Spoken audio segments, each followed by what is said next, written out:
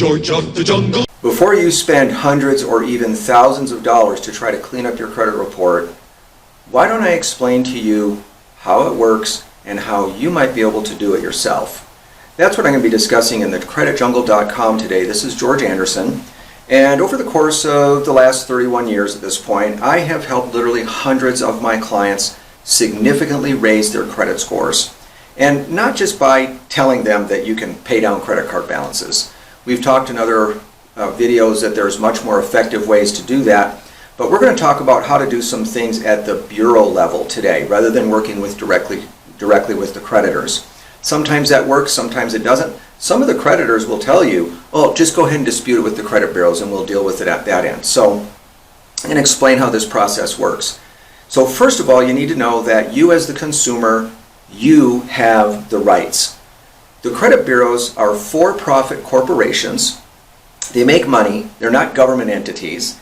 They're publicly traded companies, and they, well, except for TransUnion, which is privately held, but they make money and they have a privilege that they can make money and sell your information to other creditors so long as they abide by the Fair Credit Reporting Act. Okay? Fair Credit Reporting Act has been around for almost 50 years now, and it very clearly lays out that the consumer has the right and that everything on a credit report, on your credit report, has to meet three tests. It has to be accurate, it has to be complete, and it has to be verifiable. So how do you start this dispute process and what's the best way to do it? So if you go to the websites themselves, Experian, Equifax, or TransUnion.com, you will see that they have a place where, hey, do you think you have inaccuracies on your credit report? Would you like to clean something up? Would you like to dispute it? Well, let us help you. You really think they're going to help you? No. At some point in the process, they are going to say, oh, if something's showing late here or something's inaccurate or whatnot, please submit some supporting documentation. In other words, the presumption is that you're guilty and that you need to prove your innocence. And the credit bureaus have done a really good job of convincing people that they have the rights and that you're infringing somehow upon their rights and privileges to do that. So how do you turn the rights from the credit bureaus thinking that they have control to you as the consumer having control? So it's very simple. You need to shift the burden of proof. See, the credit bureaus are trying to make you think that you have the burden of proof. I've got a great attorney friend of mine who has never lost a case. And he's got a great saying. He says, what do you call the party in a lawsuit who bears the burden of proof? Most of the time, they're called the loser. So how do you turn the tables and have the credit bureaus have the burden of proof? So probably about 15 years ago, I was on a radio show, and I was explaining some of this process, and I had a guy call in, and then he sent me all these types of letters and everything else, and he was going into the Constitution and case law and statute law and look at this big long essay I wrote to the credit bureaus. And I just said, well, did it work? Did you get anything deleted off of there? And he says, well, no, but I let them, and so the bottom line is that, well, what works is what matters. Sometimes the simplest fix is so obvious that most people are not willing to do it. So here are the magic words. Okay, so if you have something that's on your account, and remember, we're shifting the burden of proof, and we are trying to make the credit bureaus prove that the information that they have is complete, accurate, and verifiable. So let's just say you have a collection account on there, and let's just say, yeah, it was your bad. You had a hospital bill, it was $500, got turned to collection, you thought the insurance was going to pay it. Sometime after the fact, you go ahead and you pay the collection account off, but now it's still affecting your credit. Even though it shows a zero balance, it's still a factor and it's drawing down your score. I mean, how do you get that deleted? So this is how simple it is.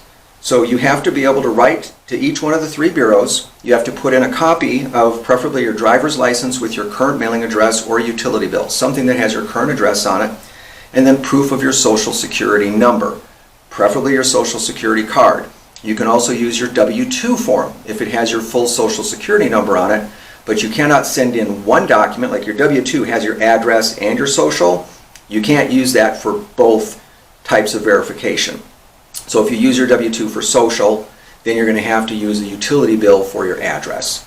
Okay? And then you put in clear conspicuous copies of both of those documents in there, and then you write a letter to the Bureau, you reference the account, and if there's an account number, something that you can reference on there regarding that collection account, say it's Express Recovery, whatever you have on there, and it's this simple. Here's the 5 magic words. Ready?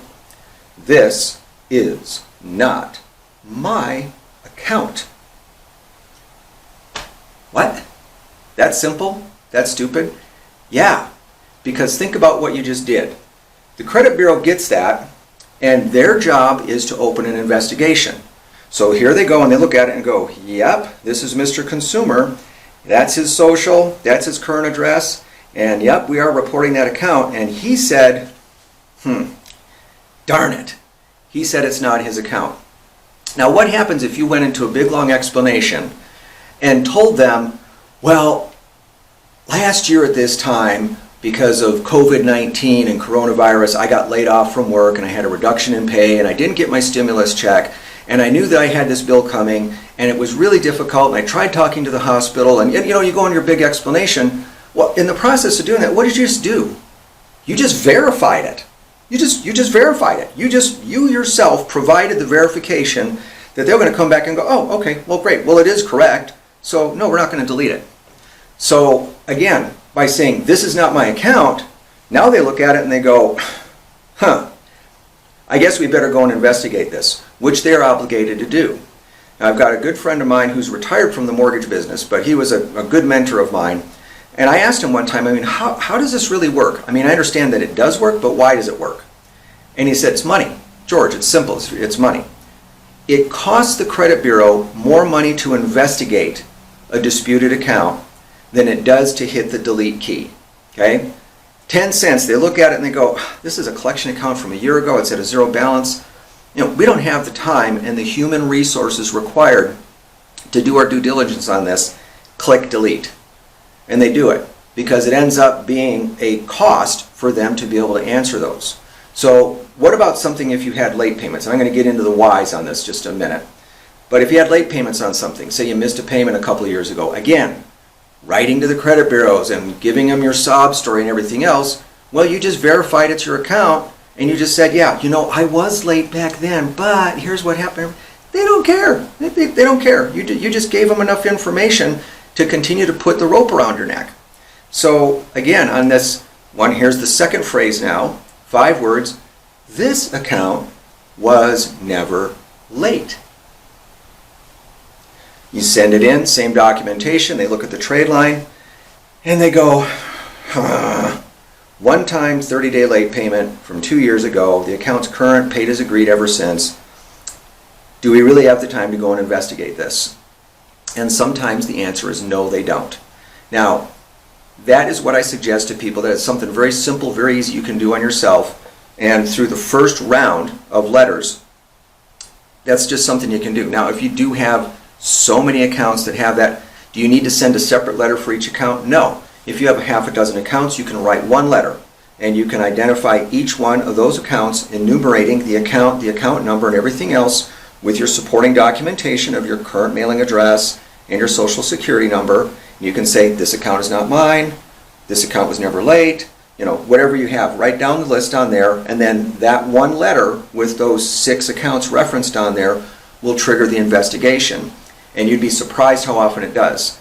Now, what happens sometimes is that the credit bureau might be able to say that, you know, the information here is complete and it's verifiable, but maybe it's not accurate. Well, it has to meet all 3 tests. So it might be complete and it might be accurate, but maybe the creditor never responded back to them. Collection company went out of business, they're too lazy to respond, whatever. But again, it has to meet all 3 tests. It has to be complete, accurate, and verifiable. And again, some people say, well, isn't that dishonest? Okay. Well, no. Okay. If the credit bureaus are bound by law and they are supposed to meet these standards to be able to report something, and if they haven't done their job, okay, then they're the ones that are getting away with something, not you. So this is just some simple tips here that I can explain to somebody how this works. But this is really a huge, huge money saver. This can save you thousands of dollars, raise your credit score, sometimes 100 points just in the first batch of letters that you send out. And I hope this is something that you can put to good use for yourself. And remember where you got it. Push button, get mortgage professional.